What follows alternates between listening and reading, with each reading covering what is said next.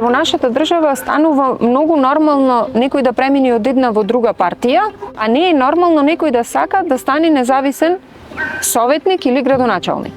Иднината на државата во тие локални избори зависи најмногу од гласот на оние неопределени граѓани. И на овие локални избори, мислам дека ќе има многу поголем број на независни иницијативи, без разлика што ќе се крени прагот. Дали ќе успеат, не знам, бидејќи сега е 3 пати поголем притисокот на тие независни, доколку пред 5 години не перцепирале, сега се фокусирани да не нема. И многу ќе биде тежок начинот на да се успее. Ние сме обврзани да бериме потписи во канцелари на ДИК, каде што вие замислете дали се 300 или 800 луѓе треба да станат дома, да се облечат, да земат личната карта, да одат до канцеларијата на ДИК. Рачунајте дека ние, пак ќе повторам, живееме во партизирано општество.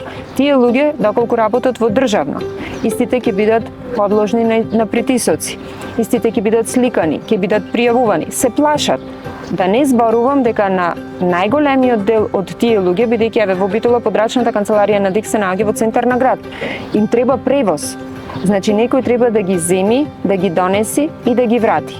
Би сакала во 2025 година од било која иницијатива во Македонија да добиеме независен градоначалник.